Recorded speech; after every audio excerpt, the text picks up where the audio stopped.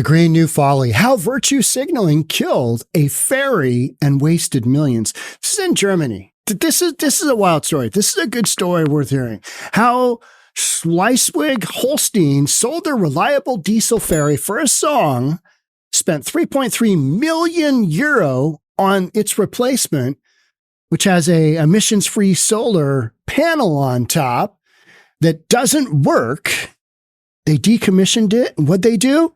Yeah, let's get into it. Here we go. Oh, and it actually increased carbon emissions. Emissions-free solar ferry increased carbon emissions. Yeah. I originally, somebody sent me this video here. It was called, did you hear the one about the electric ferry? This guy here, Jeff Buys Cars, I think it is. But it's funny. He's somewhere from the UK, I'm thinking. I don't really know. But I watched that video and then I kind of hunted down this story. It's a wild story. Ladies and gentlemen, grab your popcorn because the green energy saga out of Schleswig-Holstein, if I'm butchering names here, it's because my German is non-existent, has everything.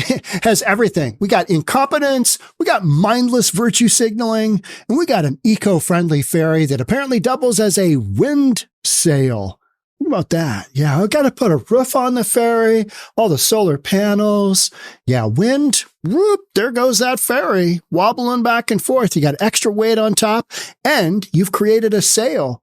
Spoiler alert, it doesn't end well. Here's a tragic comedy. That's funny. Once upon a time, in the quiet German countryside, there was a diesel-powered ferry, the Munde 2. For 2 decades, this workhorse reliably transported over 120,000 automobiles and 50,000 bicycles annually every year across the Schlei Inlet, a body of water barely 100 meters wide.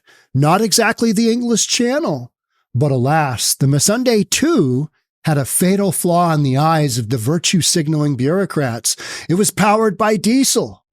And we all know that diesel is the villain in our modern-day environmental morality play. Diesel? Oh, that's terrible. Diesel, oh, that kicks off black smoke. Oh, diesel, it makes noise. There was nothing wrong with the Munde 2 except that she ran on diesel, which, as we know, is an evil fuel destined to destroy the world. And that her diesel engines made noise, as diesel engines do. Thus, the bureaucrats of the State Office for the Coastal Protection decided some years ago to replace the old and reliable Munde 2 with a newer, silent, and much more environmentally friendly solar-powered ferry to be named the Munde 3, as you do. Their decision was entirely typical. The Office for Coastal Protection is subordinate to the Environmental Ministry of Schleswig-Holstein, and the Environmental Ministry is in the hands of an extremely bald man named Tobias Goldschmidt, who likes to talk about how he will make Schleswig-Holstein carbon neutral, one ferry at a time. Carbon neutral Munde 3 costs 3.3 million euros. Right now, euros to dollars, €1 is at about $1.09 in American money. So call it, it's basically $3.3 million and was finally delivered after various delays in January of 2024. So just earlier this year. Unlike her filthy, noisy predecessor, the Munde 3 has a glorious roof to carry her precious solar panels aloft. See where we're going with this? Anybody know anything about boats? Yeah. Enter the green bureaucrats. Geniuses at Schleswig-Holstein's Office for Coastal Protection, subordinate to the Grand Environmental Ministry, decided to replace the dirty diesel ferry with a solar-powered marvel of modern eco-engineering. The Munde 3. After all, who could resist a shiny new boat with solar panels on its roof, especially when it promises to save the planet? One ferry ride at a time. The cost, mere 3.3 million euros. No big deal when you're spending other people's money. The Munde 3, according to the planners, was going to usher in a new era of clean transportation across the inlet. This is not going very far. It's just boom, back, boom, back. Not a big ferry at all. No more diesel fumes or engine noise polluting the ideal coastal landscape. Just the gentle hum hum of solar-powered motors, quietly ferrying cars and bikes from one other side to the other, or so they thought. Reality strikes. Solar panels don't like wind. Yeah. Oh, interesting. Really? That's weird. Would have thought the engineers would have thought about that, or maybe test run a little, electric ferry. Reality is a funny way of upending even some of the best laid plans, especially when those plans are designed for more PR than practicality. Turns out the solar panels on the Munde 3 were about as useful as a screen door on a submarine. Think about that for a second. Yeah, that's not a good call either. That's not an engineering marvel. Yeah, that whole water inside thing, not good. So the Ferry's fancy solar roof acted like a giant sail in the face of Schleswig-Holstein's famously stiff coastal winds. Instead of gliding everly across the Schlei, the Munde 3 struggled.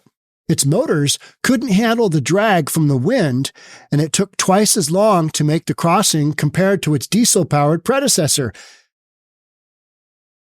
Electric things are gutless.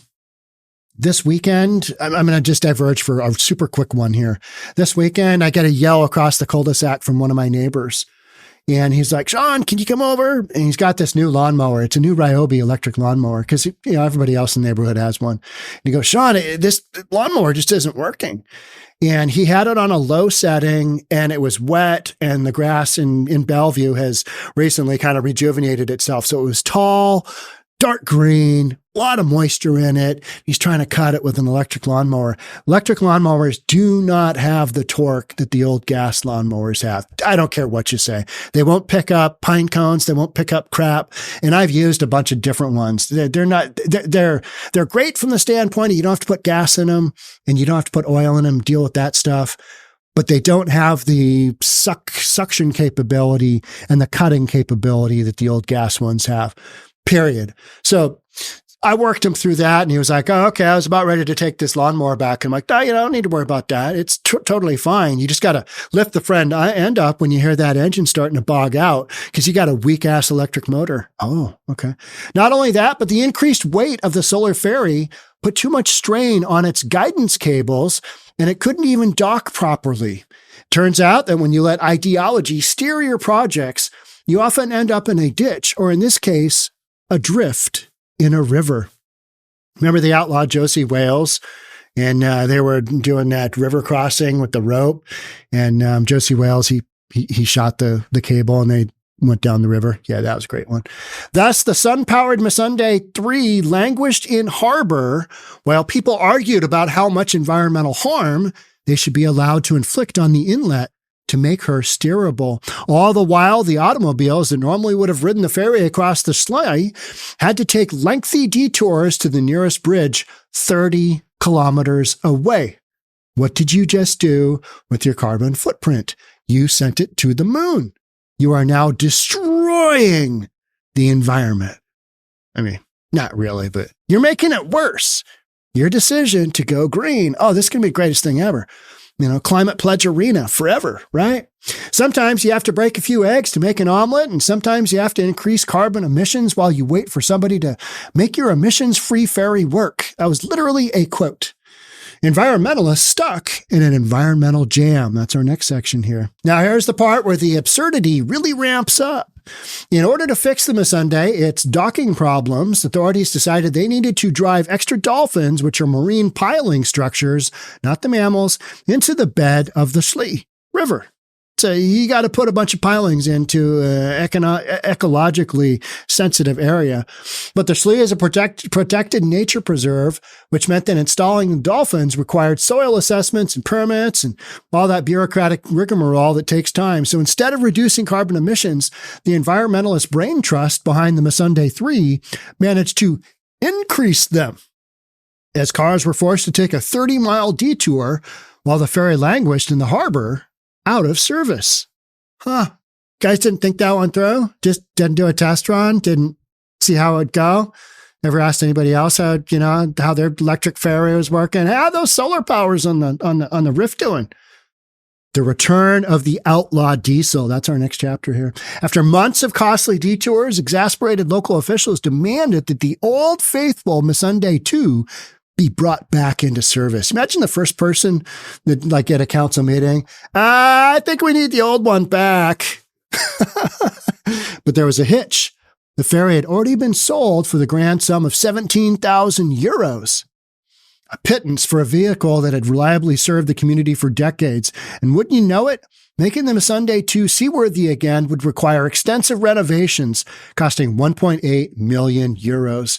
Authorities quietly sold the outmoded and embarrassing Munde 2 for 17,000 euros to some dim person who failed to grasp that diesel ferries are not the way of the future. The buyer perhaps regretted his purchase because he left the poor boat moored in Masselholm, near the head of the Schlei, where the Schlie, whatever the river's called, inlet, where she began to decay in the elements. So paid 17K, kind of letting her rust out. Such is the necessary, if cruel fate, of technologically under-advanced and environmentally unfriendly watercraft. This is somebody ragging on the fact that they got rid of this old ferry, and some poor soul bought it. But wait, it gets better. After realizing their solar-powered dreams boat was a lemon, the same environmental bureaucrats who sold the Munde 2 in the first place came crawling back to the buyer and bought it back for 100,000 euros. Almost 6 times what they sold it for. Let that sink in. In the name of environmentalism, they wasted millions on a solar-powered ferry that doesn't work, then had to spend a fortune to get the reliable old diesel ferry back into service. Lessons not learned. As of September 2024, the Munde 3 still isn't operational. Engineers are trying to outfit it with additional bow thrusters to help it cope with the winds. But it's anyone's guess if or when it will ever see regular service. So it's probably does it have 1 or 2 electric motors? Who knows? Whatever they are, they're underpowered. So they've got these bow thrusters, which you hit a control and it pushes the bow of the boat left or right. It makes it much easier to dock. But sounds like they can't even get that right. So the Munde 2 has been given a new permit to sail until 2028. Let's get that bad boy back in circulation because, man, people are pissed. They're having to drive all that way, and this isn't a good look. Because nobody believes that the hyper-advanced, super silent Munde 3 will be up to the simple task of ferrying automobiles across 100 meters of water anytime soon. And what does Schleswig-Holstein gain for its 3.3 million euros, plus another 100K, plus almost 2 million for repair to buy back the diesel ferry? They got a nice rooftop of solar panels that would be better suited to a garden shed, a windsail masquerading as a ferry, and a reminder that virtue signaling environmentalism often leads to nothing but wasted money and time. The moral of the story. This fiasco is a perfect example of what happens when ideology trumps common sense. The green energy fanatics in government are so blinded by their obsession.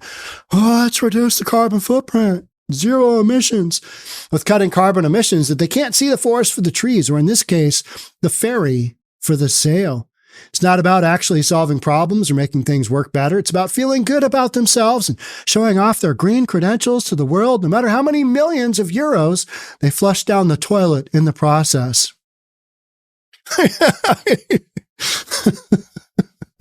The Munde 3 debacle should serve as a cautionary tale to anyone who thinks the Green New Deal or net zero policies will usher in some kind of environmental utopia. More often than not, these projects are little more than expensive virtue signaling exercises that do more harm than good. If this is the future of green energy, and God help us all. And you know what? I had that talk with my neighbor, and I don't know where he falls along this line. He just wants to mow his lawn, right? He just wants to mow his lawn, not have to go across the same swath of grass 14 times. And I told him, hey, you really got to wait until the lawn's dry, because when you mowed it last time and it was this tall, it was much drier than it is now. And these lawnmowers, they don't have the power to cut through the way that you're trying to do that. So it's going to be a no-go.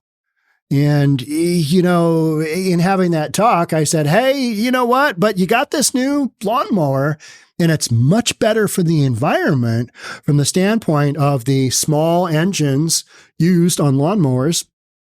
And, any of that small engine stuff, it kicks out a lot of emissions into the environment. Okay, so it does. All right. I mean, that's kind of my thought. But he came right back with, yeah, but the batteries they're using to power these things up, they're not good for the earth either. So, he's been thinking about it. And I think about that all the time too. When I grab that big, huge green, I have Ego products, EGO. I don't know what that stands for. There's these big green batteries. I often think, how much of the earth's resources went into this big battery that's heavy? And then when this battery no longer takes charge, we give it to the battery people and they take it and recycle it and put it in the landfill. I mean, that's the stuff I think about. But, I'll be driving my Ford F-350. I'll be driving my 41-foot Bayliner with twin Cummins 6 BTA turbocharged diesel engines. And thank you so much. And they are loud and they kick off smoke, but they get there. They get there. Yeah, even without bow thrusters. All right, that's it for me on this one. Thanks so much for being here. I'll catch up with you on the next one. Bye for now.